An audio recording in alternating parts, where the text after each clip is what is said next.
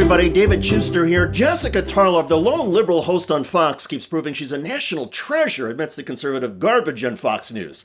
Tarlov just shamed her right-wing colleagues in epic fashion on live television. The issue involved the deportation and indefinite imprisonment of Kilmar Abrego Garcia. The Department of Justice admits his deportation to a jail in El Salvador was a mistake, and the U.S. Supreme Court, by a 9-0 ruling, said the Trump administration should facilitate Garcia's release. But the Trump administration is refusing, and conservatives, including Fox's Jeanine Pirro, keep citing an unproven claim about Garcia by a disgraced law enforcement officer. Tarlov is hitting back. Watch. Abrego Garcia, there is no proof that he was an MS-13 member, and it has been debunked many times. It's been debunked yes, it by has. liberal It was newspapers. That's not true. In a court of law, a section I-113 or 123 is reliable, verifiable proof that you were a member of a gang, and he was never able to rebut it. It was based on double hearsay testimony and also a detective who was indicted merely weeks later for providing confidential information to a sex worker. He was also allegedly an alcoholic. That's how we got into this. But the point is that this man has been living in this country, out in public, meeting on an annual basis with his DHS caseworker.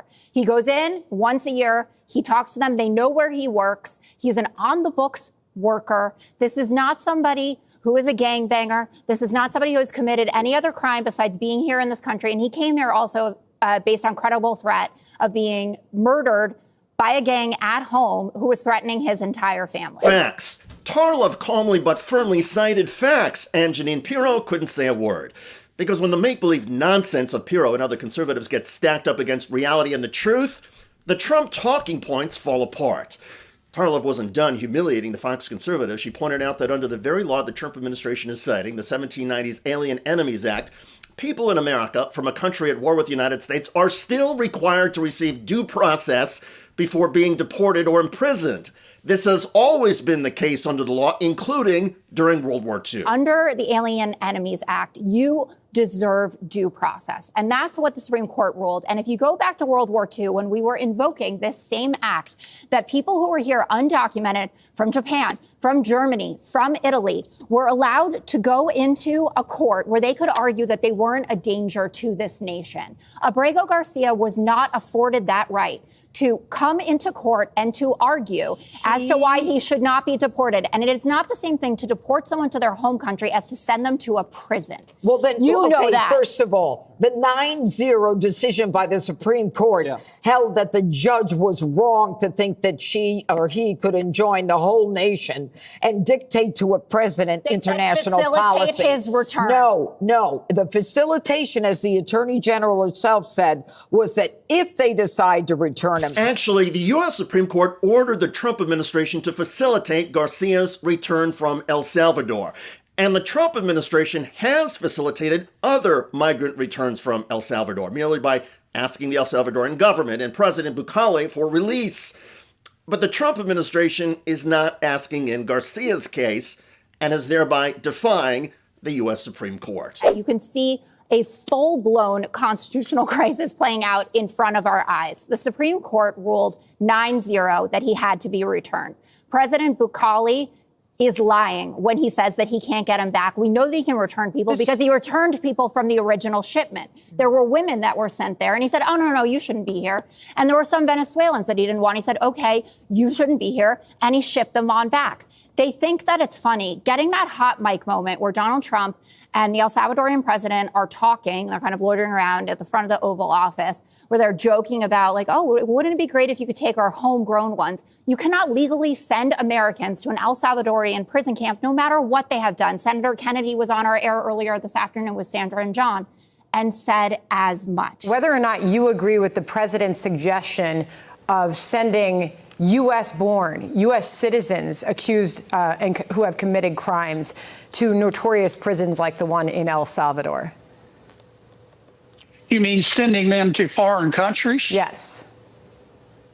No, I don't agree with that. Senator Kennedy does not agree with sending Americans to be jailed in a foreign country. And he's one of the most conservative members of the U.S. Senate. Now, to be fair, Jessica Tarlov is not the only Fox host who has condemned the Trump administration's defiance of the U.S. Supreme Court in the Garcia case. Former Republican House member Trey Gowdy, who hosts a weekend show on Fox, is also saying on Fox that the Trump administration is wrong. So what do you think the White House should do in this situation? I mean, I think what they ought to do is probably follow the judge's order and the Supreme Court decision, which used the word facilitate. Also in that opinion, Martha, were the words accidental, mistake, and illegal. I mean, those are not three good words you want in a Supreme Court decision. So, look, I don't want the guy in the United States. Although I will say this, if the press secretary's facts are right, it should be a pretty easy conviction. And do I have more confidence in U.S. prisons or El Salvadorian prisons? U.S. prisons. I don't know if you remember Pablo Escobar or not in Colombia, but that was more like the sanctuary at Kiowa or the Ritz-Carlton. That's not a real prison. So I have more confidence in U.S. prosecutors. I have more confidence in the U.S. prison system. If the president doesn't agree with that, and he may not, then bring him back and then remove him to another country. Appeal the removal order. But what we can't have is any executive disobeying or not following a judge's decision, even if you disagree with it. Gowdy underscored that the solution to all of this is simple and easy. The Trump administration should ask El Salvador to release Garcia, bring Garcia back to the United States, and give Garcia a hearing and the due process that our Constitution requires. If the Trump Justice Department has evidence that Garcia is a terrorist or gang member, they should present that evidence in court. And if the evidence is clear, a judge will then rule that Garcia can be deported. But for the Trump administration to simply bypass the Constitution and defy the U.S. Supreme Court, that is outrageous. And don't take my word for it, or Jessica Tarlov's or Trey Gowdy's. Even the late conservative Supreme Court Justice Antonin Scalia would be infuriated by the Trump administration.